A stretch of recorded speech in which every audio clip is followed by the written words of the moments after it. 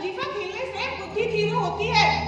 अरे विचार शक्ति का विकास होता है, पेचीदा मसलों को हल करने की आदत बढ़ती है।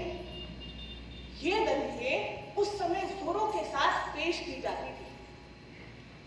वैसे इस संप्रदाय के लोगों से मीर रोशन अली अपना अत्याधिक समय बुद्धि तीव्र करने में व्यतीत करते भी थे, तो किसी विचारशील पुरुष को क्या ही आपत्ति हो सकती थी भला। दोनों के पास मौरूसी जागीरें थी, जीविका की कोई चिंता नहीं थी, घर में बैठे चकोसियां करते थे, आखिर और करते भी क्या।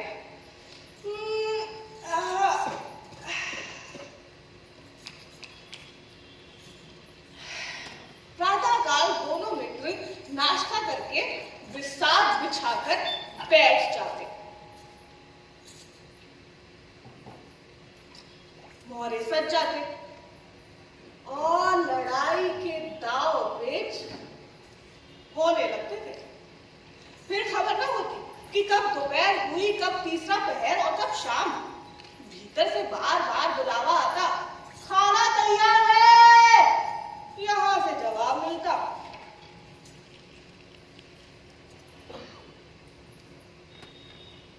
चलो आता ना, दस्तरखान उठाओ।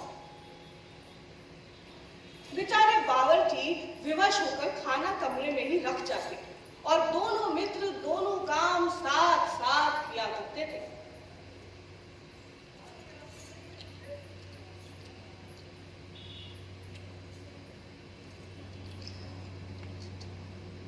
मिर्जा के घर में कोई बड़ा बूढ़ा ना था, इसीलिए उन्हीं के दीवान खाने में बाजियां होती थी।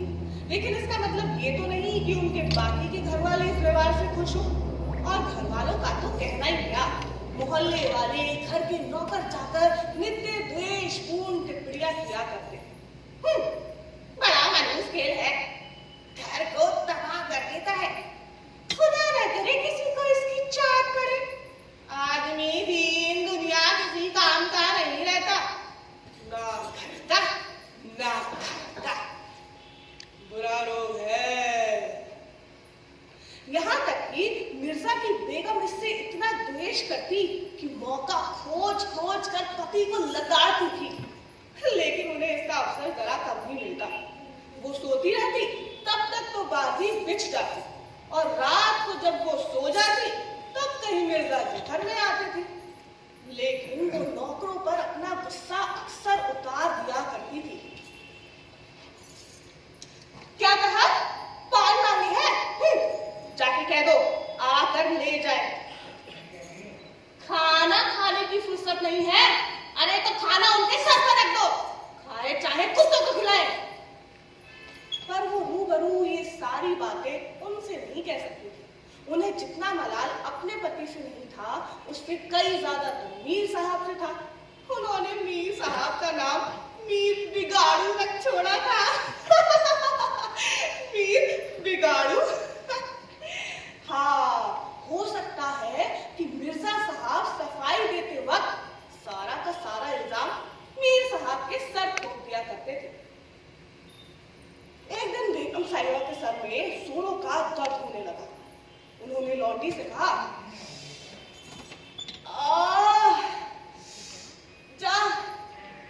जाकर मिर्जा साहब को बुला ला और कहना किसी हकीम के यहाँ से दवा ले आए।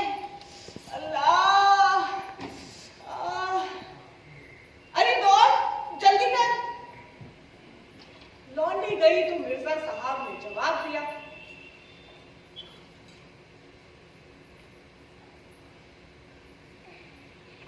अच्छा चलो आता है। बेगम का मिजाज गर्म था, इतना ताव कहा कि पत्नी के सर में दर्द हो और पति शतरंज खेले। चेहरा गुस्से से सुर्ख हो गया और बोली, जाकर कहे कि अभी चलिए, नहीं तो मैं आप ही हकीम साहब के चली जाएंगी। हाँ। उधर मिर्जा साहब की बड़ी ही दिलचस्प बातें चल रही थी। दो ही किश्तों में मीर साहब की मात हो जाती। झुंझलाकर बोले, अरे ऐसा क्या दम लोगों पर है, और नहीं होता?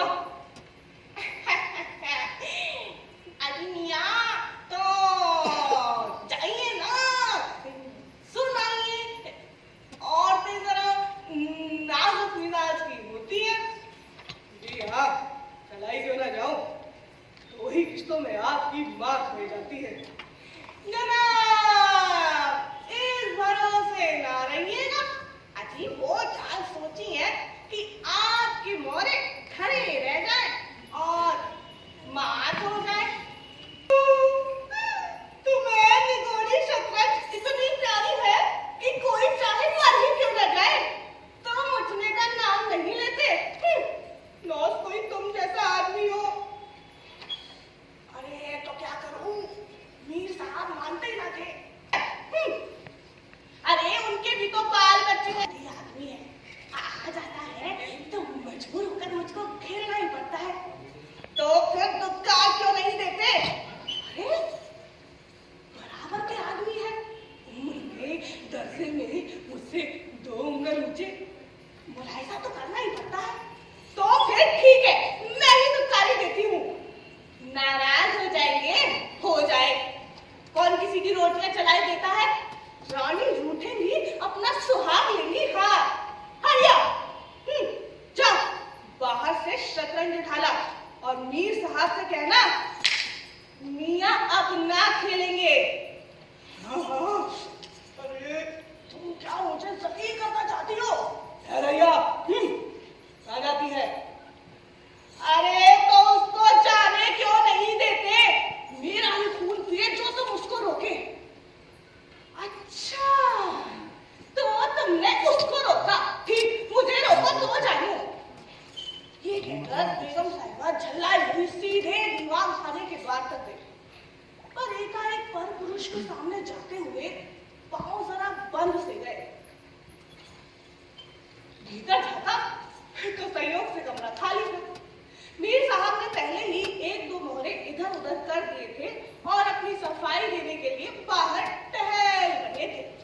फिर क्या था, बेगम ने भीतर पहुंचकर बाजी पलट दी, कुछ मोहरे तख्त के नीचे फेंक दिए और कुछ बाहर, और भीतर से किवाड़ बंद करके कुंडी लगा दी। मीर साहब दरवाजे के बाहर तो थे ही, मोहरे बाहर फेंके जाते देखे, चूड़ियों की झलक भी कान में पड़ी और दरवाजा बंद हुआ तो समझ गए बेगम साहिबा बिगड़ गई है। चुपके से घर की राह ली।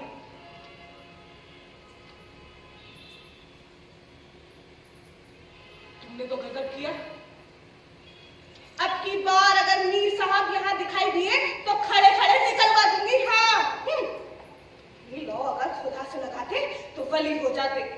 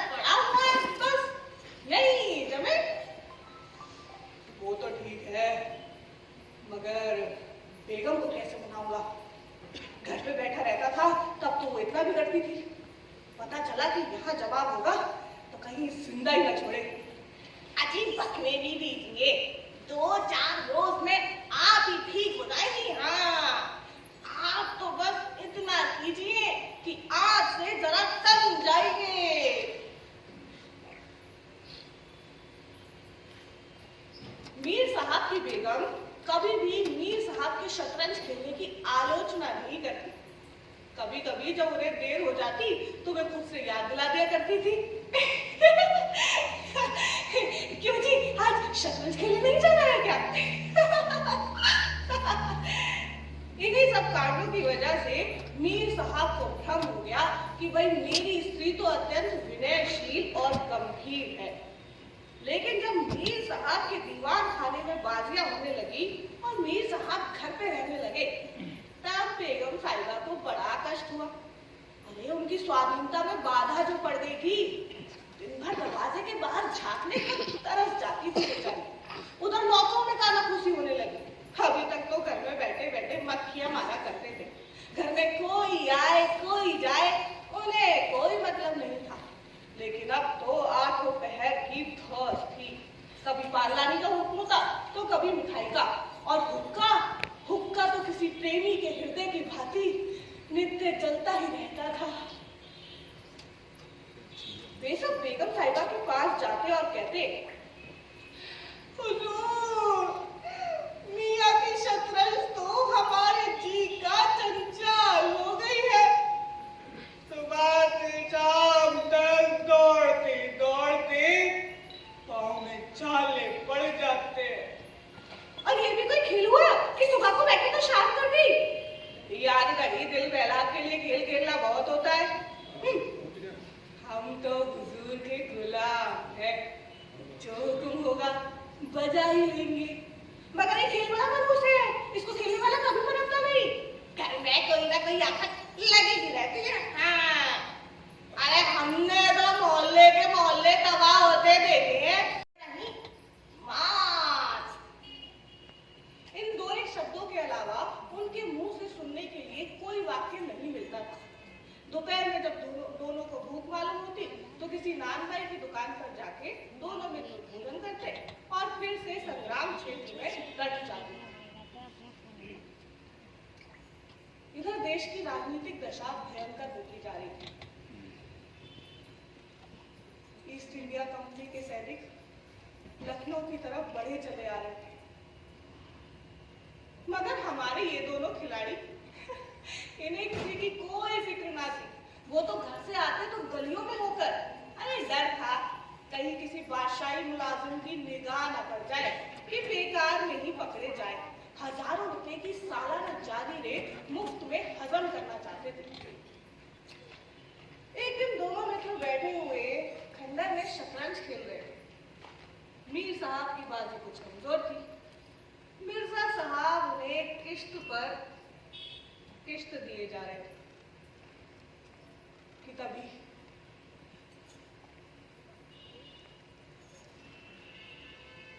ईस्ट इंडिया कंपनी के सैनिक आते हुए दिखाई दिए। वो गोरों की फौज थी जो लखनऊ पर अपना अधिकार जमाने के लिए आ रही थी।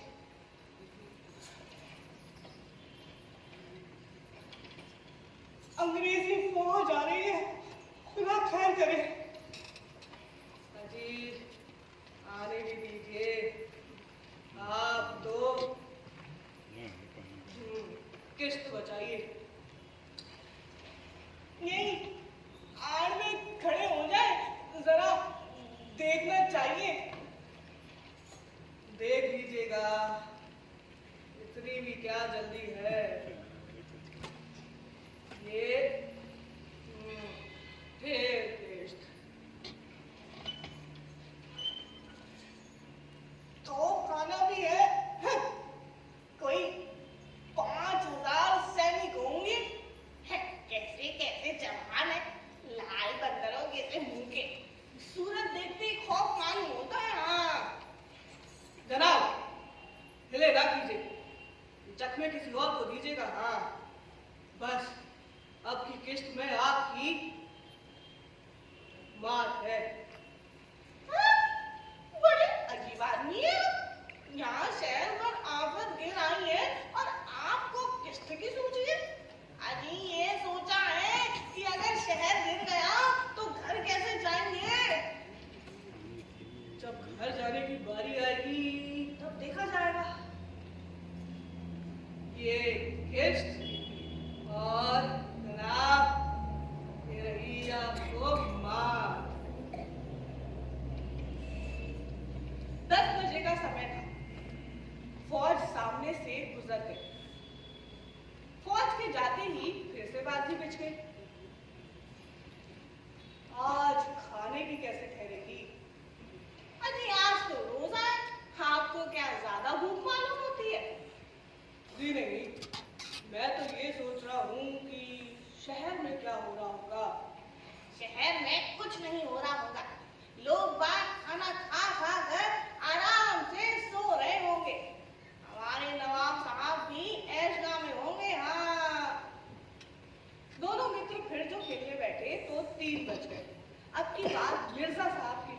कुछ कमजोर थी। 4 का गजर बजाई था कि फौज की वापसी की आहट सुनाई दी।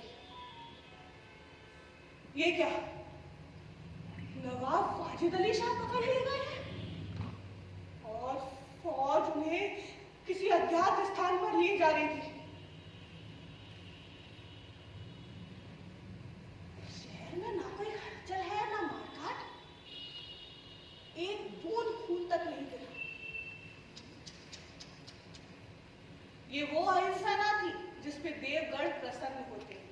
ये तो वो कायरपन था जिसपे बड़े से बड़ा कायर भी आंसू बहाता है। अवध के विशाल देश का नवाब बंदी चला जा रहा है, लखनऊ के लोग ऐश की नींद में मस्त हैं। ये राजनीतिक अधःपतन की चरम सीमा थी। ये किस्त और जनाब ये आपको मार लाना हाथ। खुदा की कसम बड़े बेदर्द हैं आप, हैं? इतना सब कुछ देखकर भी आपको दुख नहीं होता? फौज बादशाह को लिए हुए सामने से गुजर गई। फौज के जाते ही मिर्जा साहब ने फिर से बाजी बिछा दी। हार की चोट बहुत बुरी होती है। मीर साहब बोले, आइए जनाब आइए। नवाब साहब के मातम में एक मर्सिया कहना लेकिन मिर्जा साहब की राजभक्ति तो उनकी हार के साथ ही विलुप्त हो गई थी। वो तो अपने हार का बदला चुकाने के लिए अधीर हो रहे थे। शाम हो चुकी थी। खंडरों में चमगादड़ों ने चीखना शुरू किया। अबाबिले आकर अपने घोंसलों पर चिमटी। मगर हमारे ये दोनों खिलाड़ी डटे हुए थे, मानो जैसे कोई दो खून के प्यासे सुरमा आपस में लड़ रहे हैं। मिर्जा साहब लगातार 3 बाजियां हार चुके थे। चौथी बाजी का रंग भी कुछ अच्छा नहीं था। वो हर बार जरा संभल कर खेलते, लेकिन एक ना एक चाल ऐसी बेढब आ पड़ती कि सारी की सारी बाजी ही खराब हो जाती। और उधर मीर साहब मारे उमंग के गजले गाते, चुटकियां लेते, जैसे मानो पुराना कोई धनबाद है। वो मिर्जा साहब अपनी हार की झेप मिटाने के लिए झुंझलाते थे और उनकी दाद दिया करते। लेकिन जैसे जैसे बाजी कमजोर होती जा रही थी, धैर्य भी हाथ से छूटता चला जा रहा था। वो बात बात पर झुंझलाते और कहते, जनाब आप चाल न बदला कीजिए।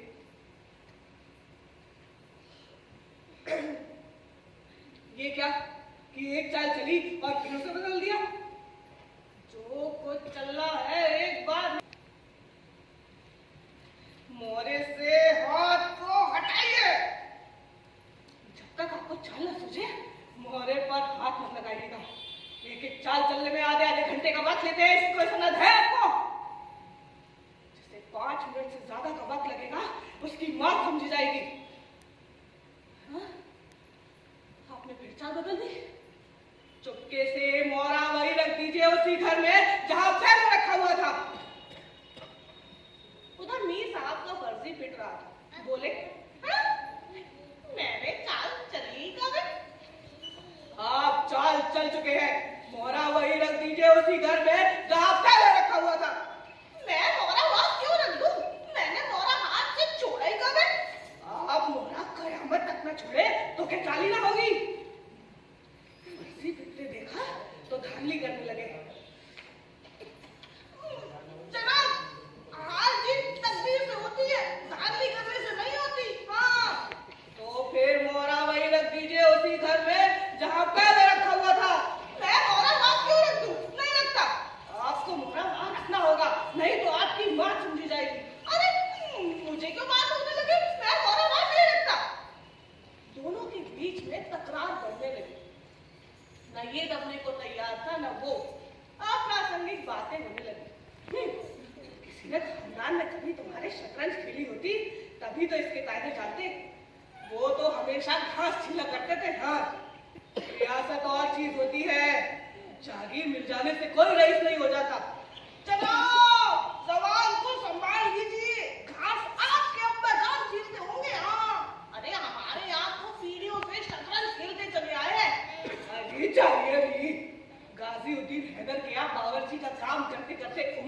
दादी अब रईस बनने चले। रईस बनना कोई दिल लगी नहीं है। क्यों अपने बुजुर्गों के मुंह में कालिज लगाते हो? कहानी है, कई लोगों की कहानियां, तो बस ठीक है।